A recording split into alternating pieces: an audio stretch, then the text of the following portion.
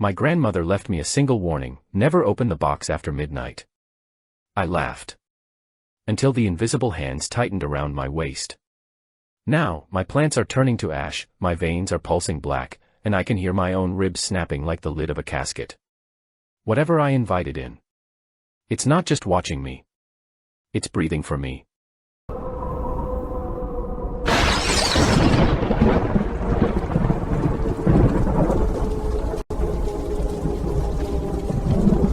Eleanor Thorne leaned her forehead against the cold windowpane of her 15th-floor sanctuary, watching the rain smear the neon lights of the city into a blur of weeping colors. Outside, the metropolis hummed with a frantic, metallic energy, but within these walls, the air usually felt thin and sterile, a curated silence she had spent years perfecting. Tonight, however, that silence possessed a different quality, thickening like curdled cream in the corners of the room. The wind lashed against the glass with the rhythmic, hollow thud of a metronome, a persistent sound that seemed to measure the slow passage of her remaining energy. Every muscle in her neck ached from the 12-hour shift she had just completed, a heavy, leaden weight that made even the act of breathing feel like a deliberate chore. Her gaze drifted toward the center of the room where the heavy oak table stood, reclaimed from the shadows by a single, flickering lamp. Resting upon its scarred surface was the mahogany box, a final, physical remnant of her grandmother Edith's complicated existence. The wood was so dark it seemed to absorb the amber light rather than reflect it, casting a long, distorted shadow that stretched across the floor like a reaching hand. It had arrived earlier that afternoon, delivered by a lawyer whose suit smelled of cedar and old litigation, and it had sat there undisturbed ever since. Eleanor felt a strange reluctance to touch it, as if the object carried the chill of the funeral parlor where she had last seen its sender. As she finally stepped closer, the floorboards groaned under her weight, a sharp, splintering sound that echoed too loudly in the confined space. The box was covered in a network of fine, hair-like fractures that mimicked the deep, intersecting wrinkles on an elderly hand. When she reached out to graze the lid, the wood felt feverishly warm, an unsettling contrast to the damp chill of the apartment. The brass latch was tarnished to a dull, sickly green, and as her thumb brushed against the metal, it emitted a dry, complaining harumph. It was the sound of ancient gears protesting their awakening, a mechanical wheeze that reminded Eleanor of a dying woman's final, rattling breath. Tucked beneath the heavy lid was a scrap of parchment, its edges frayed and brittle as a moth's wing. The ink was a faded, sepia brown, applied with a hand that must have been trembling violently when the words were committed to paper. Eleanor held the note up to the dim light, tracing the jagged letters of the solitary warning: never open or inhale the scent after midnight. The message seemed to vibrate between her fingers, the frantic loops of the handwriting suggesting a desperation that transcended the simple senility of a dying woman. A faint, metallic scent rose from the paper, a sharp tang that made the hair on her arms stand upright. She placed the paper on the edge of the table, her lips curling into a weary, skeptical smile that did not quite reach her eyes. To Eleanor, these words were nothing more than the final superstitions of a woman who had spent her twilight years lost in the whispering shadows of a crumbling estate. Edith had always been prone to dramatics, speaking of the gardens that breathed and the statues that turned their heads when the moon was thin. Rationality was Eleanor's armor, a shield forged in the cold logic of her architectural career, and she had no room for the spectral whims of the past. Yet, as she looked at the box, the silence of the room seemed to press inward, mocking her certainty. The air in the living room was a stagnant cocktail of old paper and the cloying scent of wet dust disturbed by the rain. Through the cracked window, the smell of ozone and damp asphalt tried to seep in, but it was held at bay by the lush, green presence of her domestic jungle. Large ferns unfurled their prehistoric fronds in the shadows, their emerald leaves appearing almost black in the failing light. On the windowsill, 3 white lilies stood in a tall glass vase, their petals pristine and waxy, like funeral shrouds carved from marble. Their fragrance was usually a thick, floral wall that shielded her from the grime of the city, but tonight, it felt strangely suffocating, as if the flowers were gasping for air. A sudden wave of exhaustion washed over her, a physical tide that made her knees buckle slightly as she stood over the inheritance. She checked the wall clock, a circular face of brushed steel where the hands crawled toward the end of the day with agonizing slowness. It was 11:55, a time when the world usually began to blur for her, drifting into the gray transition between wakefulness and sleep. The ticking of the clock was the only constant, a sharp, percussive heartbeat that seemed to sync with the pulsing heat radiating from the mahogany box. Eleanor felt a pull, a magnetic curiosity that tugged at the base of her skull, urging her to defy the frantic ink on the yellowed parchment. She sat down in the velvet chair, her body sinking into the fabric as if it were quicksand, her eyes locked on the tarnished latch. The rain outside transitioned from a rhythmic tapping to a frantic clawing against the glass, driven by a wind that howled with a newfound, hungry intensity. The apartment felt smaller now, the walls creeping inward inch by inch while the shadows under the furniture grew longer and more liquid. The lilies on the sill seemed to shiver, their white heads nodding in a breeze that did not exist, casting flickering, skeletal shapes against the wallpaper. Eleanor reached out one last time, her fingers hovering just an inch above the lid, waiting for the final, hollow chime of the hour. The mechanical heartbeat of the wall clock seemed to grow louder with every passing second, the rhythmic ticking vibrating through the floorboards and into the soles of Eleanor's feet. She watched the slender, black needle of the second hand as it made its final, jerky ascent toward the vertical mark of the hour. There was a microscopic pause, a momentary suspension of time where the world outside the window seemed to hold its collective breath, and then the mechanism engaged with a heavy, metallic click. It was exactly 12 o'clock on the morning of November 1st, 2025. The first chime rang out, a deep, bronze resonance that didn't just fill the room, but seemed to ripple the very air, causing the dust motes dancing in the lamplight to scatter like frightened insects. With each subsequent strike, the sound grew more oppressive, a tolling bell that signaled the end of the day and the birth of something far more ancient and hungry. As the final vibration of the 12th chime faded into an unnatural, vacuum-like silence, Eleanor felt a sudden, frantic pulse of electricity beneath her skin. The exhaustion that had been a dull ache moments ago now transformed into a sharp, crystalline curiosity that overrode every instinct of self-preservation she possessed. Her hand moved as if guided by invisible wires, her fingers trembling slightly as they drifted toward the mahogany surface of the inheritance. The air around the box felt different now, thicker, charged with a static tension that made the fine hairs on her forearms stand on end. She ignored the yellowed warning note, which now seemed like nothing more than the rambling of a frightened child, and focused entirely on the dark, fractured wood that seemed to beckon her forward with a silent, insistent hum. The moment her fingertips made contact with the lid, a jolt of unnatural heat surged through her arm, as if she had touched the flank of a living animal in the throes of a fever. The wood was no longer cold and dormant, it felt vital, pulsing with a slow, rhythmic thud that mimicked a resting heartbeat. Eleanor's breath hitched in her throat as she felt the texture of the grain, which now seemed less like timber and more like petrified skin, etched with the stories of 1,000 midnights. The heat was not painful, but rather a seductive, languid warmth that promised to melt away the stresses of her waking life. She leaned closer, her shadow cast long and distorted across the floor, until her face was inches from the tarnished brass latch that held the secrets of Edith's past captive. With a slow, deliberate pressure, she pushed the latch upward, hearing the dry, protesting screech of metal against metal. It was a sound of immense age, a rusted shriek that echoed the groans of a settling house or the moan of a person waking from a century of sleep. The hinges did not move smoothly, they fought her, yielding in agonizing, stuttering increments that sent vibrations through her bones. As the lid began to rise, a thin, silver line of moonlight from the window caught the opening, revealing a glimpse of the darkness held within. The sound the box made as it finally swung open was not the snap of wood, but a soft, wet sigh, like the parting of lips, releasing a breath that had been held for decades. Immediately, the room was invaded by a sense so profound and multifaceted that Eleanor's knees buckled, forcing her to grip the edge of the heavy oak table for support. It was not the dry, dusty aroma of dead lavender or brittle sage she had expected, but a lush, overwhelming explosion of olfactory imagery. First came the smell of deep, tilled earth after a summer storm, rich with the iron scent of minerals and the musk of decaying leaves. Then, a wave of night-blooming jasmine washed over her, so sweet it was almost cloying, followed by a dark, animalistic undertone of warm skin and ancient oils. It was the smell of a forest floor at midnight, of a secret garden where the sun never reached, and of a body that had never known the chill of the grave. Eleanor tilted her head back, her nostrils flaring as she drew the first deep, forbidden draft of the air into her lungs. The sensation was instantaneous and transformative, a physical invasion that felt like swallowing liquid silk.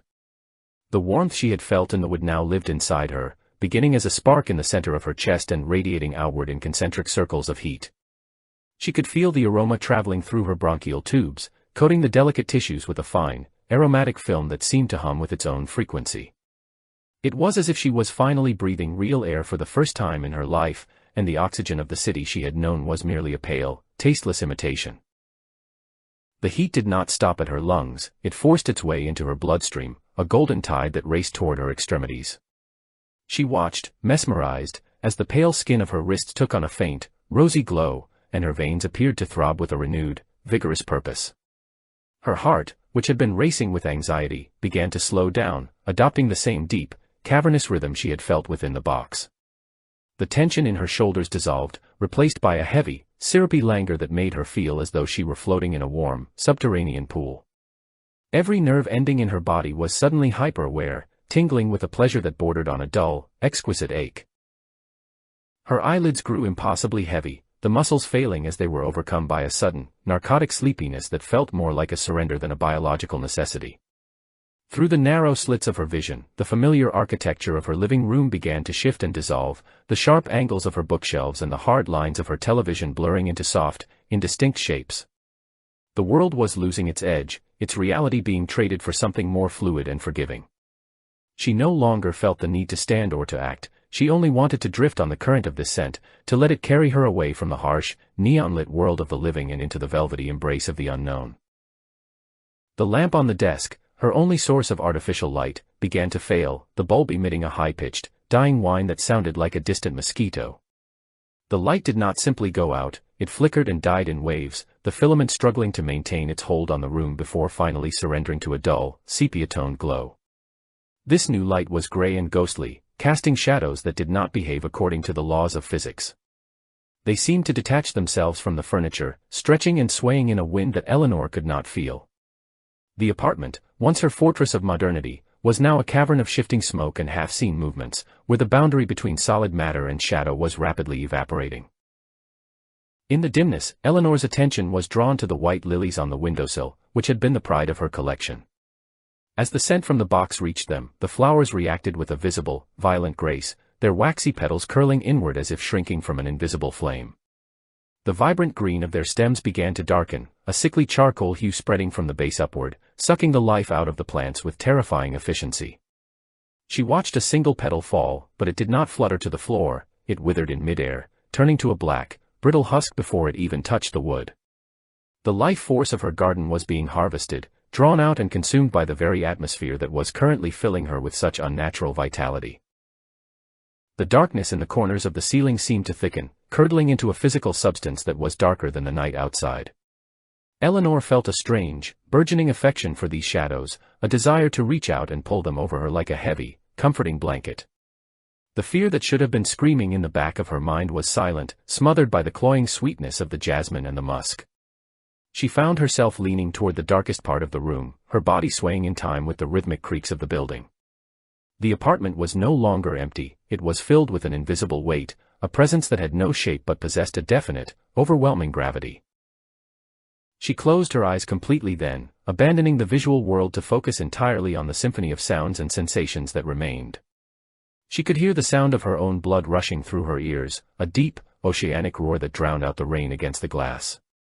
Beneath that roar, she heard a new sound, the sound of something heavy and soft moving across the carpet, a whisper of movement that stopped just inches from where she sat. It was the sound of a breath that was not her own, a wet, rhythmic inhalation that perfectly mirrored her own cycle of breathing. Eleanor did not pull away, instead, she tilted her head to the side, exposing the line of her throat to the cool, stagnant air. Her heartbeat had become a muffled, distant thud, echoing as if from the bottom of a deep well or through a thick layer of wet cotton. It was no longer a frantic pump of life, but a slow, ceremonial drum, marking the seconds of her transition into this new, shared reality. The smell of the box was now a part of her, a permanent resident in her marrow and her mind, linking her to the entity that now stood in the center of her sanctuary. In the absolute silence of the midnight hour, Eleanor Thorne let out a final, shaky exhale, her body going limp as she felt the first, feather-light touch of a non-existent hand against her waist. The world of light and logic was gone, replaced by the warm, terrifying embrace of the shadow that the scent had carried home. The silence that followed the opening of the box did not feel empty, it felt occupied, a hollow space filled with the invisible weight of 1,000 unsaid words. Eleanor remained anchored to her velvet chair, her hands still resting near the mahogany lid, her fingers twitching with a residual heat that refused to dissipate. The air in the living room had transformed into a viscous, sepia-toned soup, making every movement feel as though she were submerged in heavy oil. The flickering lamp on the table cast long, spindly shadows that danced with a life of their own, stretching across the floorboards like the limbs of a great, reclining beast. She watched a single bead of sweat roll down the side of her temple, the salt stinging her skin as she waited for the world to regain its familiar, logical shape. The first sound to pierce this unnatural stillness was not the wind or the rain, but a soft, rhythmic sliding noise coming from the far corner of the room. It was the distinct sound of heavy fabric being disturbed, a dry slither that suggested a hand was being drawn slowly across the velvet curtains. Eleanor's gaze drifted toward the window, where the deep charcoal drapes hung in motionless columns of shadow. She saw a slight indentation in the fabric, a ripple that traveled from the floor toward the ceiling as if something tall and shapeless was brushing against the material. The sound was like serpent scales dragging over silk, a delicate scratching that set her teeth on edge and sent a primal shiver through her marrow. She did not scream or bolt for the door. Instead, she felt a strange, paralyzing sense of anticipation that held her in place like a pinned insect. Her heart, which had been a muffled drum, now began to accelerate, each thud vibrating in the base of her throat with a sharp, metallic tang. She tried to tell herself that the wind had somehow bypassed the seals of the high-rise window, or that the old building was merely settling into its foundation. But the movement of the curtain was too deliberate, too focused, following a path that defied the chaotic nature of a draft. She watched the fabric settle back into its original position, but the air in that corner remained agitated, swirling with a darkness that was several shades deeper than the rest of the room. Before she could process the movement of the curtains, a new sound manifested itself, much closer than the window. It began as a faint, wet rattle, the sound of air being pulled through a throat thick with moisture and ancient dust. The breathing was rhythmic and slow, emerging from the empty space just inches behind her left shoulder. Each inhalation sounded like the peeling of damp parchment, while the exhalation was a hot, humid sigh that she could almost feel against the fine hairs of her neck. It was a biological sound, deep and cavernous, suggesting a lung capacity that far exceeded anything human. Eleanor froze, her eyes widening as she stared at the empty air in front of her, the reality of the presence becoming an undeniable, physical fact. The atmosphere in the apartment continued to thicken, the oxygen seemingly replaced by a cloying, humid vapor that smelled of the box's contents and wet earth. Every breath Eleanor took felt heavy and substantial, as if she were inhaling a fine, invisible mist that coated her insides with a layer of nectar. The sound of the rain against the glass had become a distant, muffled roar, isolated from the intimate horror unfolding within the four walls of her sanctuary. She could hear the distinct, liquid click of the presence's throat as it swallowed, a sound so mundane and yet so terrifyingly intimate that it made her stomach churn with a mixture of revulsion and a dark, inexplicable thrill. Suddenly, the sensation of being watched transformed into the sensation of being touched. Two broad, invisible weights settled firmly against the sides of her waist, the pressure mimicking the grip of massive, powerful hands. The contact was not soft, it was a commanding, heavy presence that seemed to sink through her clothes and into her very flesh. At the points of contact, her skin began to burn with an icy fire, a searing heat that felt as though she were being branded by something from a subterranean furnace. Despite the heat, a violent chill raced up her spine, causing her vertebrae to click together in a frantic, staccato rhythm. She looked down at her waist, seeing the fabric of her dress indent and wrinkle under the pressure of fingers that had no visible form. This was the moment where her mind should have shattered, where the logical structures of her world should have collapsed into screaming insanity. She was alone in a fortress of steel and glass, 15 stories above the pavement, with every deadbolt thrown and every window locked tight. There was no physical way for another soul to be standing in this room, let alone touching her with such terrifying solidity. She tried to invoke the names of chemicals and neurological disorders, whispering the words hallucinogen and exhaustion into the private chambers of her mind. But the pressure on her ribs was real, the ribs themselves bowing slightly under the strain of the invisible embrace, and the heat of the phantom palms was far more convincing than any rationalization her brain could muster. The invisible fingers did not remain still, they began a slow, agonizingly deliberate ascent upward along her ribcage. Eleanor felt the individual tips of these unseen digits as they traced the lines of her anatomy, moving with a familiarity that suggested they had known her for 1,000 years. Each movement was accompanied by the sound of the presence's wet breathing, which had now synchronized perfectly with her own ragged gasps. As the hands moved higher, the burning sensation intensified, turning her skin a vivid, angry red that she could see reflecting in the darkened screen of the television across the room. She felt as though she were being molded like clay, her body being claimed and reshaped by a sculptor who existed only in the realm of shadow. When the invisible touch reached the hollow of her throat, she heard the first whisper. It did not come from the air around her, nor did it travel through the medium of her ears. Instead, the sound materialized directly inside her cranium, vibrating against the inner walls of her skull. It was a sound like 1,000 dry leaves being crushed in a fist, a papery, desiccated rasp that lacked any vocal cords but possessed a terrifying clarity. The whisper was a chaotic jumble of phonetes, a language that predated the birth of the city outside, yet Eleanor understood its intent with a clarity that bypassed her linguistic centers. It was a sound of homecoming, a predatory greeting that carried the weight of an eternal, patient hunger. The tone of the whisper was what disturbed her the most. It was not a sound of malice or rage, but of a suffocating, possessive tenderness. It was the way a collector might speak to a rare butterfly before pinning it to a board, or the way a gardener might whisper to a prize rose before pruning it to the stem. The presence seemed to adore her, its invisible touch lingering on the sensitive skin of her neck with a terrifying affection that made her want to weep and laugh simultaneously. The more she felt this non-existent love, the more the air in the room seemed to vanish, leaving her gasping for a breath that was no longer hers to take. She was being cherished by a void, loved by a shadow that intended to consume everything she was. In her desperation for a distraction, Eleanor's gaze flickered toward the windowsill, seeking the comfort of the living things she had nurtured for so long. Her favorite white lily, a masterpiece of floral symmetry, was no longer the vibrant sentinel it had been an hour before. Under the sepia light of the dying lamp, the flower began to exhibit a slow, agonizing transformation that mirrored Eleanor's own internal decay. The pristine, waxy white of the petals was being invaded by a series of mottled, rust-colored spots that spread like a viral infection. She watched in horrific fascination as the spots grew and merged, the once firm petals beginning to sag and wrinkle as if they were being drained of their essence by an invisible straw. The lily did not just wilt, it seemed to mourn. The head of the flower, heavy with the sudden weight of its own rot, began to incline slowly toward the floor, its stem twisting in a silent, botanical scream. Eleanor could almost hear the sound of the plant's cellular structure collapsing, a microscopic cracking that echoed the dry whisper inside her head. The fragrance of the lily, once so dominant and pure, was now being replaced by the smell of stagnant water and old, forgotten graves. This was the tax for the scent in the box, the price of the warmth in her veins, a systematic harvesting of every spark of life within the apartment to feed the entity that currently held her throat in its non-existent grasp. As the brown rot claimed the last of the lily's petals, the presence behind Eleanor seemed to grow more substantial, its shadow merging with her own until they were a single, jagged shape on the wall. The pressure on her neck tightened just a fraction, not enough to choke her, but enough to remind her of the absolute power it held over a fragile, mortal frame.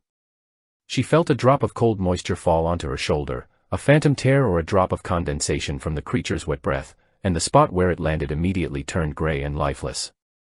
Eleanor Thorne sat in the center of her fading world, a queen of a kingdom of dust, listening to the dry leaf whisper of the thing that had finally come to claim its inheritance. 3 days had bled into a singular, amorphous smear of gray light and absolute shadow, the passage of time marked only by the slow, agonizing descent of the sun behind the jagged teeth of the city skyline. Eleanor Thorne had not crossed the threshold of her apartment since the mahogany box first exhaled its secrets, her world now shrinking to the dimensions of 4 walls and a ceiling that seemed to lower with every passing hour.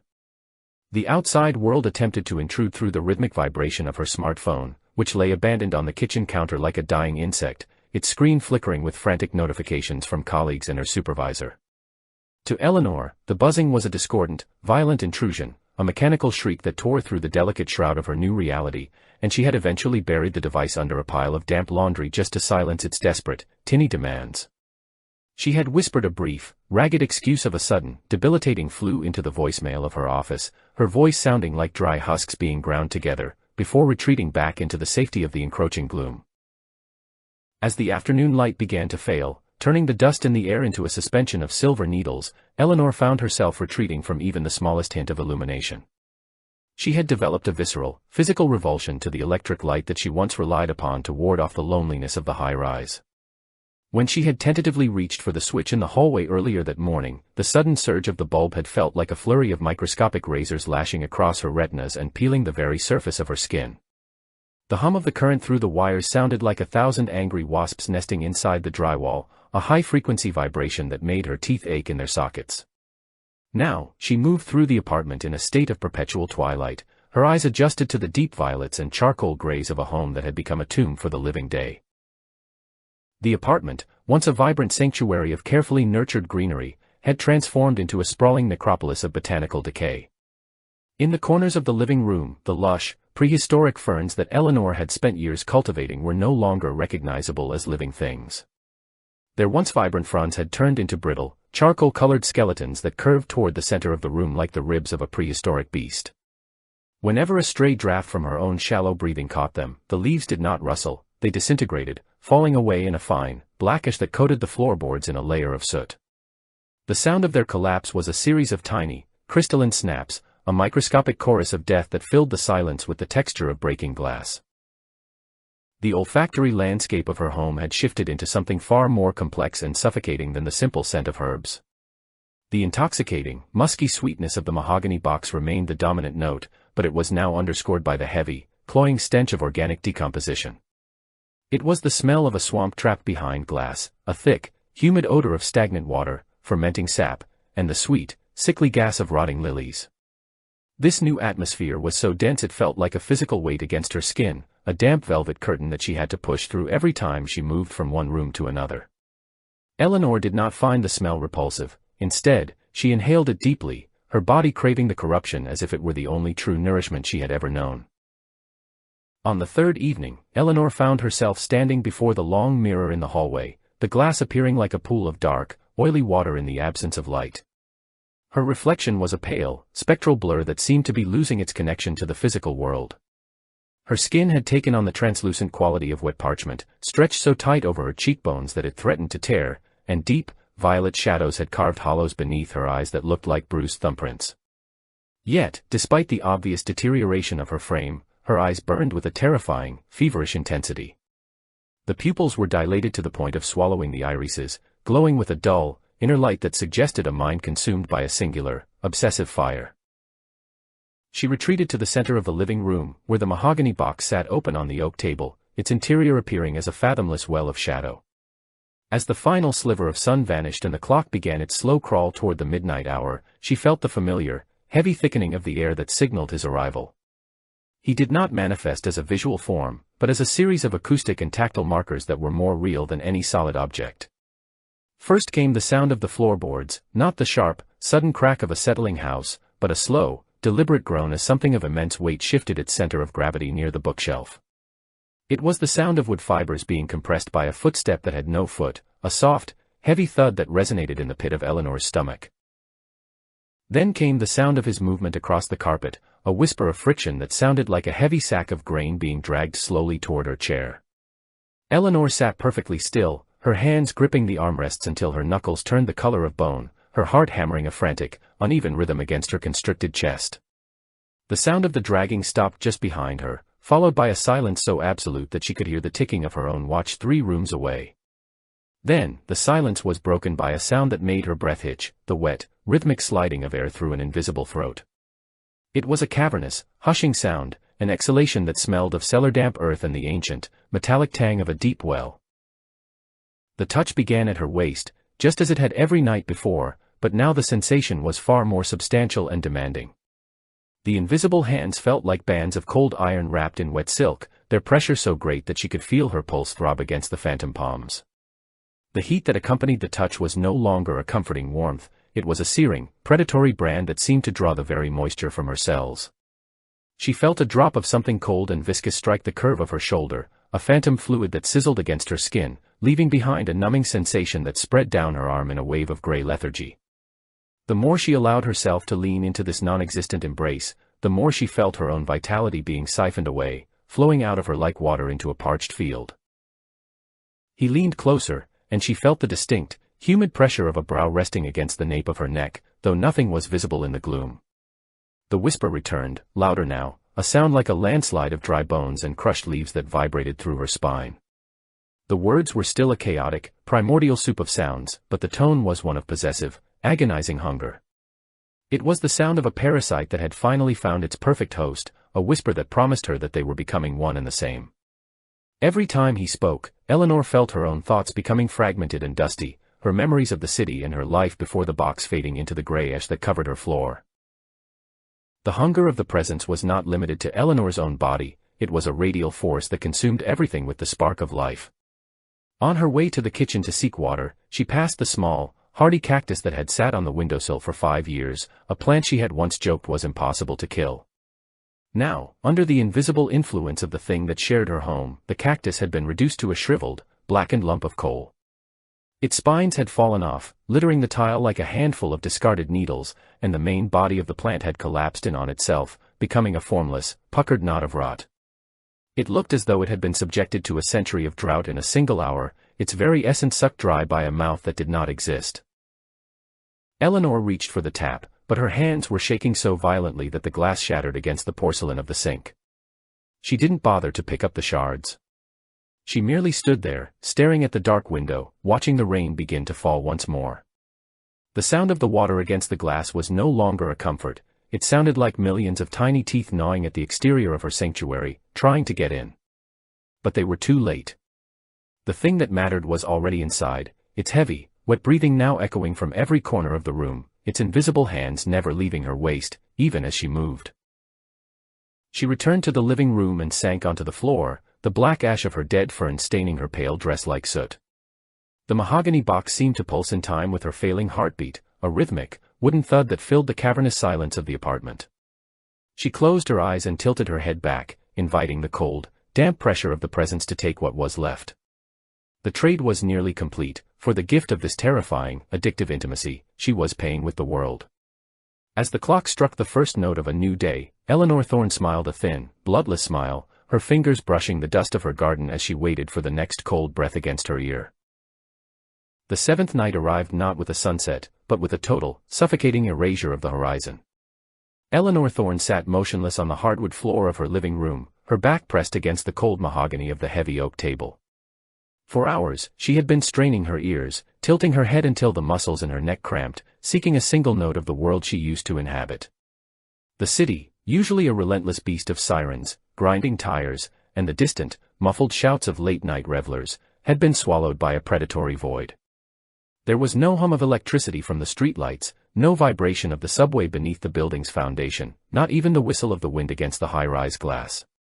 It was as if the universe beyond her front door had been carefully dismantled and replaced with a vast, soundless vacuum, leaving her apartment floating in a pocket of eternal, stagnant midnight. In the absence of the city's pulse, the internal acoustics of the room became agonizingly vivid, every sound amplified to the point of physical intrusion. Eleanor could hear the sound of her own eyelashes brushing against one another when she blinked, a dry, papery friction that seemed to echo off the bare walls. Far more terrifying, however, were the sounds that did not belong to her. From the darkness of the hallway came a slow, deliberate scritch-scratch, the unmistakable sound of something sharp and heavy dragging across the parquet floor. It was a rhythmic, hooked sound, as if a great, invisible bird of prey was testing its talons against the wood, curling the varnish into jagged ribbons. Each scratch was followed by a wet, sliding noise, a heavy weight being repositioned with the clumsy grace of something that was still learning how to occupy three-dimensional space. The floor was no longer clear, it was a graveyard of her botanical failures, a thick carpet of blackened, desiccated stalks and crumbled leaves. As the presence moved, the sound of these dead things being pulverized filled the air, a sharp, crystalline crunching that sounded like bones being ground into meal. Eleanor gripped the mahogany box against her chest so tightly that the sharp corners of the lid dug into her collarbones, drawing blood she could no longer feel. She was a small, shivering island in the center of a sea of rot, her white dress now stained a sickly charcoal from the ash of her ferns. Every time a floorboard groaned under an invisible step, the sound resonated through her own skeletal structure, as if the apartment and her body were slowly becoming parts of the same dying instrument. The smell had evolved again, passing through sweetness and decay into a final, terrifying stage of ancient, subterranean musk.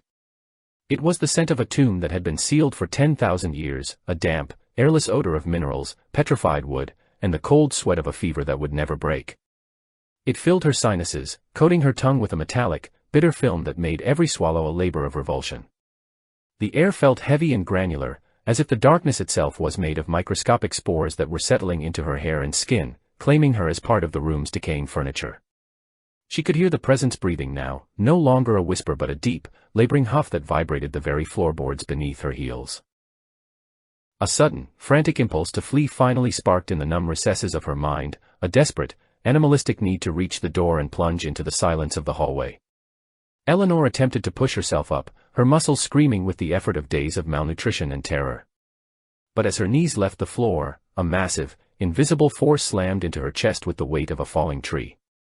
There was no hand to see, no arm to strike, only a sudden, violent displacement of air that threw her backward. She hit the floor with a sickening thud, the breath leaving her lungs in a pathetic, wet gasp. As she slid across the blackened remains of her plants, she heard the sharp, distinct sound of silk being shredded, a long, jagged tear in her dress where invisible fingers had snagged the fabric, pinning her back down to the dust. This interaction was no longer an embrace, the seductive tenderness of the previous nights had curdled into a cold, territorial aggression. The presence was no longer courting her, it was harvesting her. As she lay gasping on the floor, a new sound began to emanate from the very center of the room, a low-frequency hum that seemed to bypass her ears and vibrate directly into her marrow.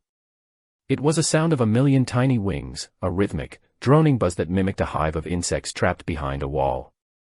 The sound grew in volume until the glass in the windows began to chatter in their frames, a dissonant, electronic-like shriek that made the fluid in her inner ears throb with a dull, throbbing pain. It was the sound of the void's hunger, a sonic manifestation of a vacuum that would not be satisfied until the room was empty of all light. Eleanor tried to scream, but the sound that left her throat was not a human cry. It was a dry, rattling hiss, a sound identical to the wind moving through the dead, hollow stalks of her lilies. Her vocal cords felt as though they had been replaced by fibrous roots, stiff and unresponsive. Panic, cold and sharp as a shard of ice, finally pierced the narcotic haze of the herb's scent. She looked down at her hands, which were illuminated by the faint, dying gray light of the moon. The skin was so pale it appeared blue, but beneath the surface, something impossible was happening. Her veins, once subtle and blue, had turned a deep, obsidian black. They were no longer simple vessels for blood, they had branched out into a complex, fractal pattern of jagged lines that mimicked the veins of a dying leaf. The blackness was spreading from her fingertips toward her wrists, a slow, crawling ink that seemed to pulse in time with the droning hum in the air. She watched, paralyzed, as a thin, black line traced its way over her knuckles, the skin there puckering and drying as the fluid was drawn inward. She was being hollowed out, her vitality siphoned into the black network that was now claiming her body as its trellis. She realized then that she was not a guest in this nightmare, and she was certainly not a lover. She was a battery, a biological reservoir of warmth and life that was being slowly drained to sustain a shadow that had no life of its own. Her grandmother's warning had not been about the danger of the scent, but about the nature of the transaction, life for an illusion, breath for a haunting. Edith must have known this sensation, this slow, cold transition from a person into a vessel. Eleanor remembered the way her grandmother's hands had looked in the coffin, withered, dark-veined, and strangely wooden. The realization hit her with the force of a physical blow, the box was not a gift, it was a transfer of a debt. The scent was the bait, a chemical lure designed to override the survival instinct and replace it with a terminal, obsessive need for the darkness. She felt the presence move again, closer now, the heavy breathing settling directly over her face. She could feel the cold, damp pressure of a non-existent chest pressing against her own, the invisible weight of the creature pinning her to the floorboards as it prepared to take the next payment. The low-frequency hum reached a crescendo, a roaring vibration that made her vision blur and her teeth rattle. Eleanor's fingers brushed against a dead stem on the floor, and to her horror, she could no longer feel the difference between the dry plant and her own skin. The nerves were dying, or perhaps they were simply being repurposed to feel things that no human was meant to perceive. She could feel the sap of the world moving beneath the floor, the coldness of the stars above the roof, and the absolute, terrifying emptiness of the vacuum that had replaced the city. She was no longer Eleanor Thorne, she was a collapsing ecosystem, a garden of one that was being systematically razed to the ground. As the clock on the wall, the only thing that still dared to make a mechanical sound, began its slow, heavy strikes toward the final hour, Eleanor felt a dark, cold peace begin to settle over her. The paranoia that had kept her heart racing for 7 days was being replaced by a hollow, ringing silence. She looked at the mahogany box, which now lay inches from her face, its interior seemingly filled with a thick, swirling fog. She knew that when the sun was supposed to rise, there would be no light to greet her. There would only be the room, the scent, and the creature that was now so intertwined with her nervous system that she couldn't tell where her own breath ended and his began. She closed her eyes, and for a brief, flickering second, she imagined she could hear the sound of a car horn from the street below. It was a thin, ghostly sound, a memory of a world that had moved on without her. Then, the invisible hands tightened around her throat, not to kill, but to anchor. The black veins on her arms throbbed with a final, violent surge of siphoned energy, and the room was plunged into a silence so absolute it felt like being buried alive. Eleanor Thorne let out one last, rattling breath, the sound of a dry leaf falling onto a grave, and surrendered her remaining light to the eternal, hungry shadow that had finally found its home. The wall clock, once a reliable sentinel of passing seconds, had finally surrendered its rhythm to the stagnant pressure of the room. The slender black hands remained paralyzed at a precise, jagged angle, frozen at exactly 12 minutes past the midnight hour. A profound and heavy stillness had settled over the apartment, a silence so absolute that it seemed to possess a physical weight, pressing against the eardrums with the force of deep-sea currents. Eleanor Thorne sat on the floor, her limbs folded in a posture of forced grace, no longer shivering, no longer seeking the warmth of her own skin. The terror that had haunted her for 7 nights had undergone a strange and terrifying sublimation, refining itself into a dark, honeyed devotion that pulsated in her chest like a second heart. She felt a black tenderness for the presence in the room, a devotional pull toward the void that was far stronger than the instinct to survive. The air around her was no longer composed of oxygen and nitrogen, but of a thick, aromatic vapor that seemed to emanate directly from her own pores. She looked at her hands, where the obsidian veins had completed their intricate, fractal map, turning her flesh into a translucent tapestry of charcoal lines. The cold that had previously felt like a threat now felt like a homecoming, a soothing numbness that erased the boundaries between her body and the shadows. She felt a profound sense of unity with the decay of the room, her spirit entangled with the dust of her dead ferns and the stagnant moisture of the air. The darkness was no longer a veil, it was a mirror, reflecting a version of herself that she had been subconsciously cultivating since the moment her grandmother's mahogany box had first grown open. With a slow, hypnotic deliberation, Eleanor reached out her right hand, extending her blackened fingers into the lightless vacuum that stood directly before her. There was no hesitation in her movement, only a serene, trance-like curiosity that guided her arm through the sepia-toned gloom. As her fingertips breached the invisible threshold of the entity's presence, she did not find empty air or cold mist. Instead, her skin made contact with something impossibly solid and sickeningly familiar. It was the sensation of something leathery and wet, a texture that reminded her of raw, cooling meat that had been meticulously wrapped in layers of ancient, rotting silk. The coldness of the touch was so intense it felt like a burn, a searing frost that traveled up her arm and settled in the marrow of her shoulder. She allowed her palm to rest against this non-existent surface, her fingers curling into the damp pleats of the phantom silk. Underneath the fabric, she could feel something shifting, a slow, gelatinous movement of muscles and tendons that followed no human anatomy. It was the feeling of 1,000 unfulfilled desires and ancient, starving hungers manifesting as a singular, physical weight. The smell of the mahogany box intensified until it was almost solid, a cloying wall of night-blooming jasmine and the metallic tang of a slaughterhouse. Eleanor did not pull back. She leaned forward, her forehead almost touching the unseen mass, her breath hitching in a series of short, ecstatic gasps as the icy wetness of the creature began to seep through the fabric of her own dress.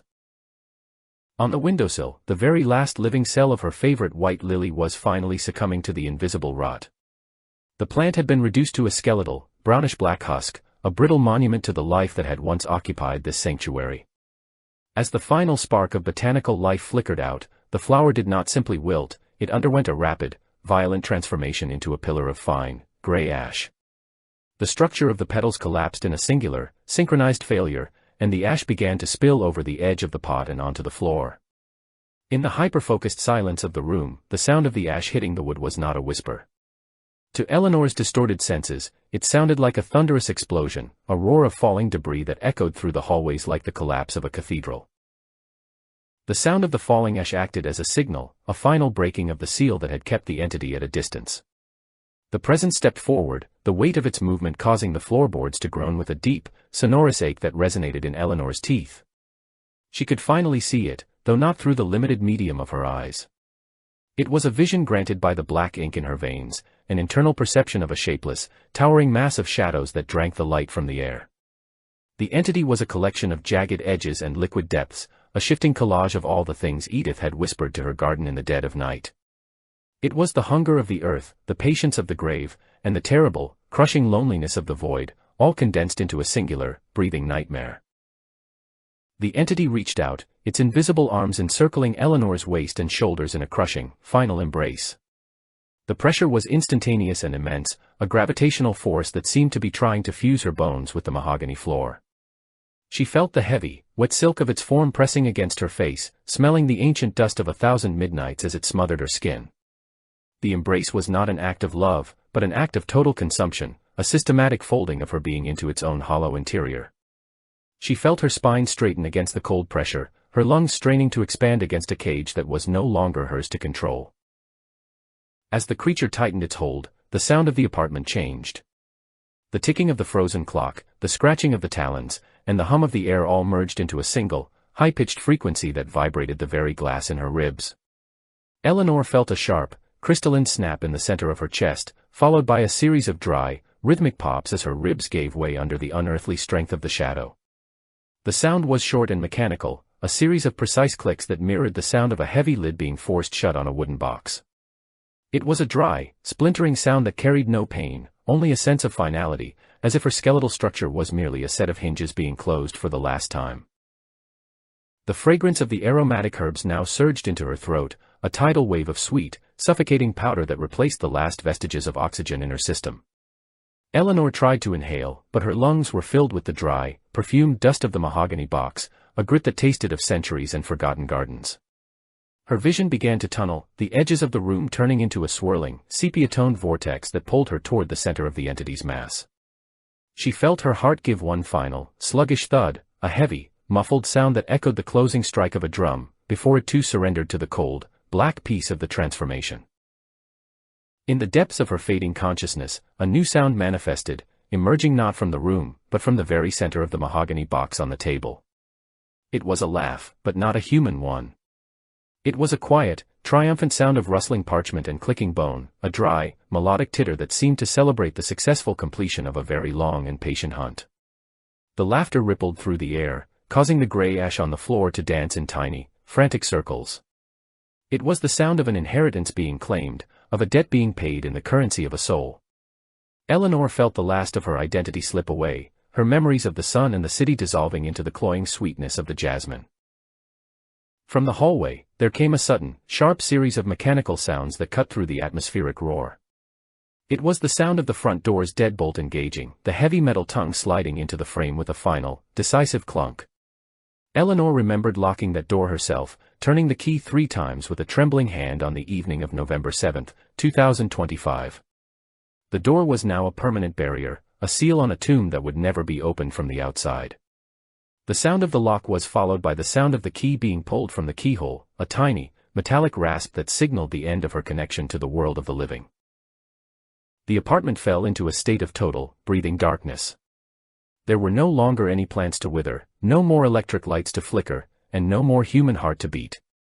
The white lilies were gone, replaced by a fine, gray powder that covered the floor like a shroud.